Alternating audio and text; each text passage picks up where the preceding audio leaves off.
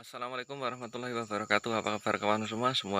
Semoga sehat dan selalu dalam lindungannya, dimudahkan dalam menjalankan aktivitas sehari-hari. Kembali lagi dengan saya di Fauzi Channel, masih di dunia pertanian, petani porang. Pada video kali ini saya sedikit akan berbagi tentang penanaman porang di polybag. Jadi bagaimana dan apa keistimewaannya?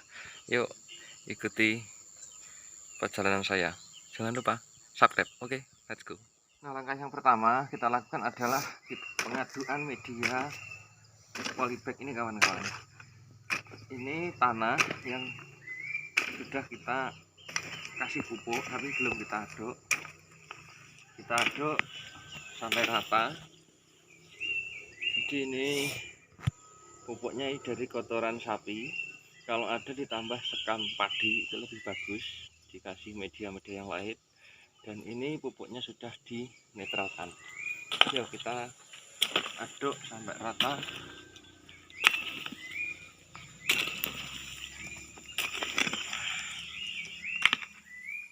Nah, ini tadi yang sudah kita aduk, kita campur antara pupuk dan tanahnya. Ini artinya sudah siap kita masukkan ke dalam polybag. Nah, kalau bisa ya sampai halus, kalau tidak ini masih ada beberapa batu, nanti akan kita singkirkan ketika kita memasukkan di dalam polybag. Nah, untuk katak mini ini sementara kita menggunakan polybag ukuran 10x15. Nah, untuk teman-teman yang kemungkinan nanti tanaman polybag ini ada harapan dijual, itu sebaiknya menggunakan ukuran 10 atau 10-12 kawan-kawan. Yang jadi biasanya pembeli itu ketika polybagnya besar itu nanti akan terkendala di angkutan atau transport karena berat ya. Misalnya mau dijual terus dibongkar mau ditanam di tanah, sementara tidak terlalu besar nggak apa-apa. Jadi itu yang sudah kita aduk-aduk, nanti kita tinggal memasukkan ke dalam plastik polybagnya saja. Nah, yang belum ini masih terpisah atau belum diaduk. Nah, itu beberapa persediaannya pupuk kita. Nah, kalau sudah ini kita masukkan ke dalam polybagnya. Nah, seperti ini kawan-kawan.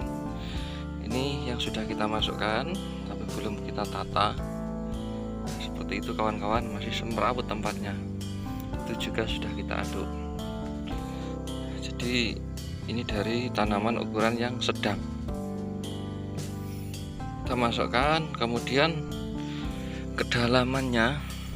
Nah, ini kan sudah kuning hitam, artinya sudah tercampur pupuk dan tanah. Kedalamannya ya antara 3 sentian barangkali ya. Jangan terlalu dalam, kalau terlalu dalam biasanya kurang bagus, tapi juga jangan terlalu dangkal karena nanti bisa roboh. Ini ukurannya 10-15. Jadi masalah ukuran kertas plastik polybagnya ya terserah. Nah, ini sudah kita masuki tanah, sudah kita kasih bibitnya, sudah nanti kita tata sedemikian rupa. Nah, yang sudah ini kawan-kawan ya. Nah, seperti ini yang sudah kita tanami, kita tata, tapi kalau bisa diusahakan dikasih jarak, nanti biar kita kalau ada pencabutan rumput, ada pemupukan itu gampang. Kalau tidak kita kasih jarak, nanti kita mau lewat mana.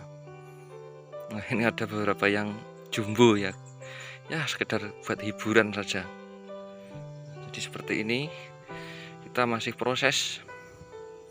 Nah, tanaman di polybag ini tentunya akan sangat membantu bagi kita-kita yang maaf lahannya mungkin agak terbatas tapi mempunyai keinginan untuk tanam yang lebih banyak. Nah, misalnya segini, ini kurang lebih 1000 sekian.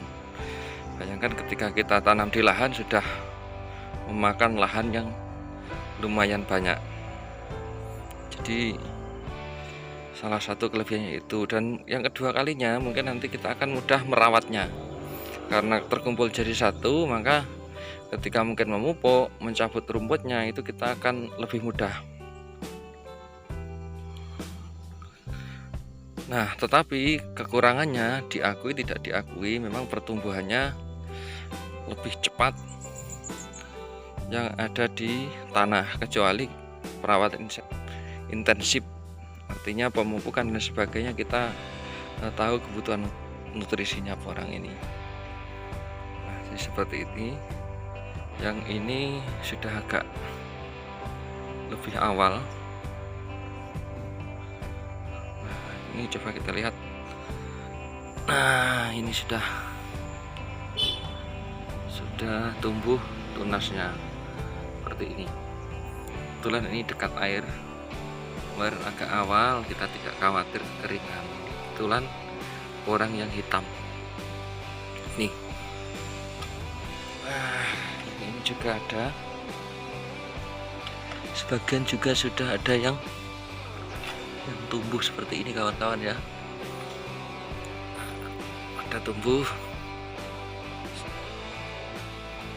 Nah, jadi mungkin seperti ini cara-cara kami ya. Pokoknya intinya kita tetap semangat. Kalau kurang maksimal dengan cara A, kita mencoba cara B dan seterusnya. Nah, tapi kalau memang teman-teman lahannya luas ya mungkin tidak terlalu perlu. Nah, di sisi lain kalau memang nanti ada harga jualnya, mungkin ini kita bisa sedikit menopang kebutuhan kita. Karena apa? Kalau mengandalkan porang yang produksi memang agak lama. Kalau ini biasanya orang beli itu di bulan 1, 2, artinya mungkin bisa kita gunakan untuk kebutuhan yang lain, untuk menopang kebutuhan kita sehari-hari, di samping ketika kita menanti yang hasil produksi itu masih lama, masih 8 bulan, bahkan ada yang 2 tahun apabila itu dari katak. Ya, ini sekilas kawan-kawan. Nah, nanti mungkin kalau sudah tinggi perlu kita renggangkan biar pertumbuhannya maksimal.